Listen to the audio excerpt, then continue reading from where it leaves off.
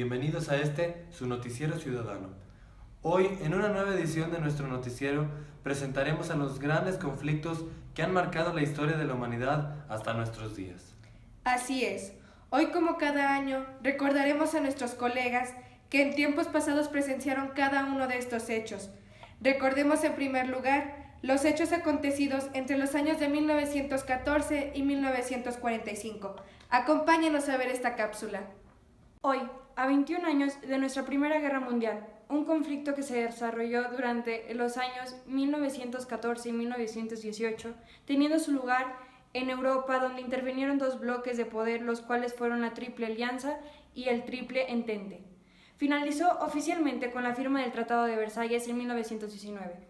Dentro de esta Primera Guerra Mundial, intervino el país de Estados Unidos con armamentos, convirtiéndose así en una de las grandes potencias, ya que también durante este periodo, en el año de 1917 se formó la URSS, y junto con ella se dio inicio a la Revolución Rusa. Una revolución que se dio porque el pueblo no estaba conforme con el sistema absolutista imperante establecido por un gobierno de carácter comunista, con Lenin al mando. Durante estos últimos años hemos vivido un periodo de guerras y fascismo, que muy probablemente desatarán una Segunda Guerra Mundial. Preparémonos con humanidad para enfrentar este conflicto de la manera más pacífica posible. Esto fue todo de nuestra parte, y esperemos que las consecuencias de esta Segunda Guerra Mundial logren crear una conciencia de hermandad en las generaciones futuras. Vamos a la siguiente cápsula y conozcamos el conflicto, denominado como el más atroz e inhumano de la historia. La Segunda Guerra Mundial fue una catástrofe que dejó innumerables pérdidas humanas y materiales. Sus causas tienen sus raíces en la Gran Guerra que 20 años antes habían sacudido Europa. Este enfrentamiento se dio entre los aliados y las potencias del eje. Comenzó el 1 de septiembre de 1939 con el ataque de Hitler a Polonia y las declaraciones de guerra inglesa y francesa. La primera fase de la guerra terminó en 1940 con la capitulación de Francia. En 1941 se convirtió en guerra mundial con el ataque de Japón a Estados Unidos y la entrada de la URSS. Francia y Gran Bretaña creían que Alemania solo buscaba unificar a los alemanes. Sin embargo, Hitler aprovechó el temor de París para romper los acuerdos afirmados en el Tratado de Versalles, con lo que logró una expansión territorial. La influencia soviética en Europa Oriental crecía y Alemania no estaba dispuesta a permitirlo. Por lo tanto, el objetivo alemán no solo era destruir al régimen soviético, sino buscaba a su vez asegurarse del abastecimiento material y productos alimenticios soviéticos. La derrota del eje se dio cuando la batalla de Stalingrado terminó con la rendición de las tropas alemanas el 2 de febrero de 1943.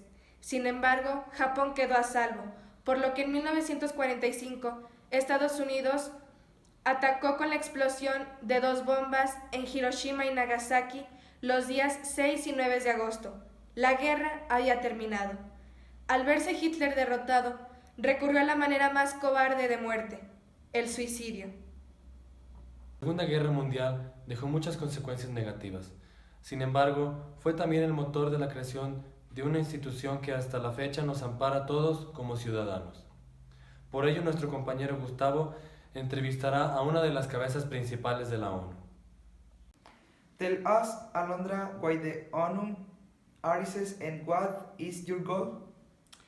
As the two great powers emerge, such as the United States and the Earth, each with opposing ideological and social models, the defenders of the geopolitical interests of the United States and Russia are in need of creating the Organization of the United Nations in order to coordinate a pacific and cooperative international system.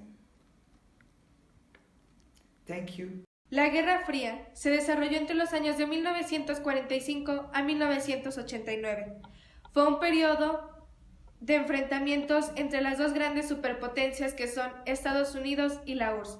Dinos, José Julio, ¿cuáles fueron algunas causas de esta Guerra Fría? Pues verán, la Unión Soviética quería difundir su ideología comunista a todo el mundo, lo que alarmó a los americanos, que odiaban ese sistema político. También la adquisición de armas atómicas Por otra parte, la de los americanos alertó enormemente a los soviéticos. Ambos países temían el ataque de uno u otro. El presidente americano se sentía una aversión personal contra el presidente ruso Joseph Stalin. Los soviéticos temían que Estados Unidos utilizara a la Europa occidental como base para atacar a la Unión Soviética. Durante este periodo, el 13 de agosto de 1961, ocurrió un acontecimiento simbólico, en el que las autoridades de Alemania Oriental erigieron una muralla en esa ciudad, conocida como el Muro de Berlín, con el fin de proteger la zona oriental de la ciudad. Sin embargo, este fue derrumbado, y el principal influyente en la caída del Muro de Berlín fue el Papa Juan Pablo II, apoyado por el pueblo de Occidente. Dinos, José Julio, ¿cuáles fueron otras consecuencias de esta Guerra Fría? Además, se dio la Guerra de Corea, el conflicto árabe-israelí en el Oriente Medio, la Revolución de China, la Revolución cubana y crisis de los misiles, la descolonización en Asia y África, la Guerra de Vietnam, el pacifismo de Gandhi y el gobierno socialista en Chile. Con la pérdida de hegemonía económica de Estados Unidos frente a otros polos del poder económico, se dio fin a la Guerra Fría. El 21 de diciembre de 1991, 11 de las 12 repúblicas que en ese entonces todavía integraban la URSS, excepto Georgia, que estaba inmersa en una guerra interna, firmaron un acuerdo en Kazajstán que puso fin a la Unión Soviética y creaba la Comunidad de Estados Independientes.